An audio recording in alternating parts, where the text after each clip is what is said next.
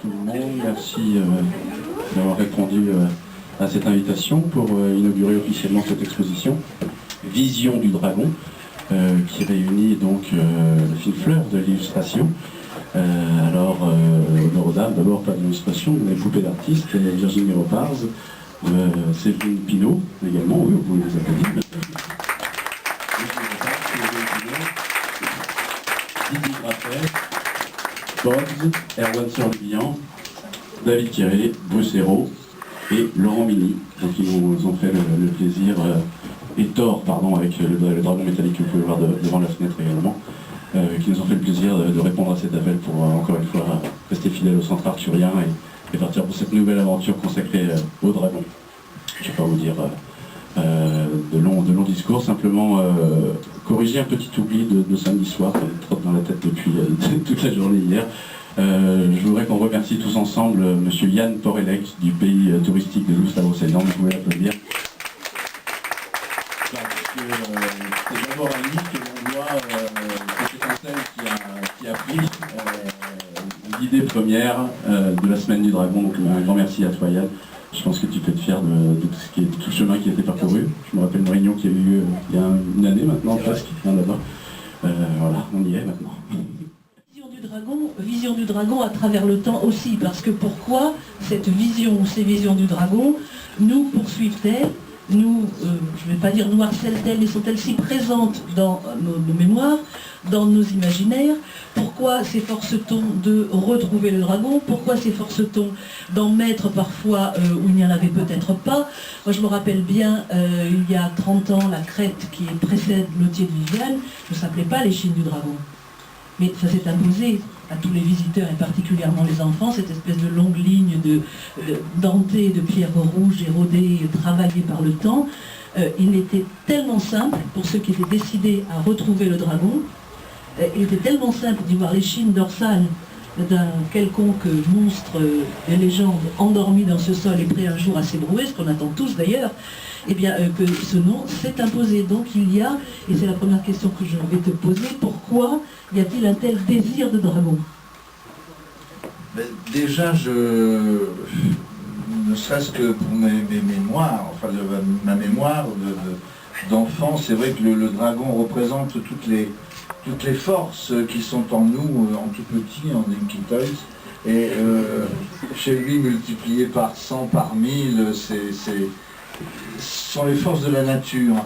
Et c'est vrai qu'en lui, il y a, on le sait, tous les éléments, quoi. Les 4 éléments sont réunis en lui, il vole. C'est vraiment l'empereur, le roi des airs, mais aussi de l'eau. Il s'enfonce dans l'eau. Et aussi, il est le feu, il crache le feu. Et il est aussi souterrain, c'est la terre, puisqu'il protège non seulement la terre, mais aussi les trésors. Or, ce dragon, par exemple, c'est assez amusant, parce qu'on était en plein dedans en ce moment, avec le mois d'octobre, c'est que les dragons s'enfuissaient dans le sol, allaient se cacher dans les cavernes, allaient s'enliser, s'envaser dans les mares et dans la mer, dans les eaux. Et en fait, ils allaient s'endormir et ils laissaient la nature aux mains des esprits du froid, des mers gagages, de Frao, et toutes ces créatures, ces reines de glace qui arrivaient avec leur propre dragon aussi, du froid, ceux-là de l'obscur, et ils allaient envahir la nature et pas la tuer, mais tout au moins l'endormir. Et le dragon, à l'intérieur des eaux, à l'intérieur de la terre, malgré tout, en s'endormant, il y avait toujours son feu qui ronflait tout doucement. Et enfant, par exemple, moi j'étais aussi dans la buanderie de mes parents, et j'entendais ce feu du dragon ronfler dans la cheminée, dans le feu, dans la cuisinière. Et lorsqu'il y avait un petit coup de vent comme ça, un appel d'air dans la cheminée, il a été projeté au plafond par le souffle du dragon, toute une imagerie extraordinaire, où je les voyais cracher le feu, où je voyais les nains forger les épées et les chevaliers partir pour des quêtes. Mais ce dragon donc continue à réchauffer la terre en dessous. Et ce personnage est tellement important que l'enfant intuitivement, alors qu'il est quand même assez effrayant, on le voit, on le voit sur ses gravures avec ses ailes membraneuses, ses griffes, avec ses pattes énormes, avec ses écailles, avec ses dents, avec son regard de braise ou complètement glacé, est terriblement effrayant. Et en même temps, lorsque les enfants le dessinent, là on a vu quelques dessins d'enfants avant-hier, on a l'impression que l'enfant pactise avec le dragon. Il cherche à faire un pacte parce qu'en fait, il fait un pacte aussi avec la magie, avec la nature. Au temps où les bêtes parlaient, au temps où on comprenait le langage des dragons. Et l'enfant comprend ce langage. L'enfant est très proche du dragon. Il caresse l'échine du dragon et le dragon lui offre justement son dos pour l'emmener là où il veut, dans le pays merveilleux, et aussi il va le défendre. Le dragon le défend, et même dans des bouquins d'auteurs qui ne sont pas particulièrement des auteurs de fantaisie comme Perret, qui a écrit La Bête Maus, alors que le dragon est un peu ridicule.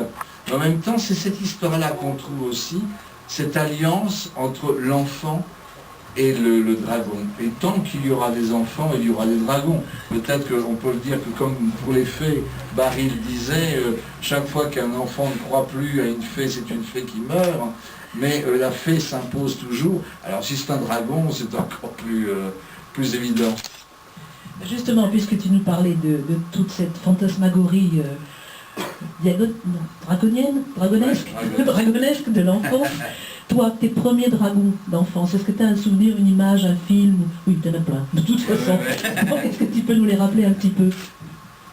Oui, moi je suis né dans les Ardennes, à Charleville, où est né Victor Missiellet, que tout le monde connaît. Ce grand poète, oui, Hercule de machin, oui. Donc à Charleville, il y avait...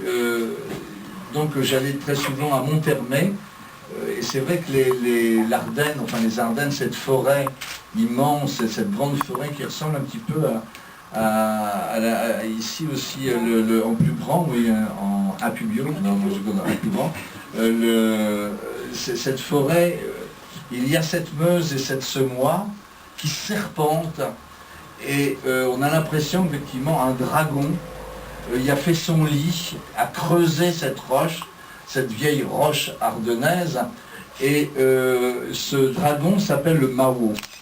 Et on racontait que le Mao, eh bien, allait se nourrir de cierges.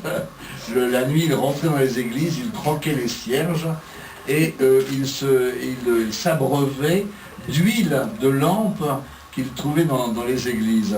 Évidemment, on nous disait toujours attention, ne t'approche pas de cet endroit, le Mao pourrait te dévorer. Mais je savais très bien qu'il ne me dévorerait pas, ce Mao, parce que là encore, comme tout enfant, on fait alliance avec ce dragon. Et lorsque j'ai quitté les Ardennes et quitté cette forêt, ce dragon me manquait beaucoup, et cette forêt également. Et lorsque je suis arrivé dans le nord, un autre dragon m'a accueilli, même plusieurs, parce qu'il y a beaucoup de dragons dans ce plat pays, notamment sur les beffrois, à Bruges, à Gand. Ils sont protégés par le dragon, le Guden Drak. Hein,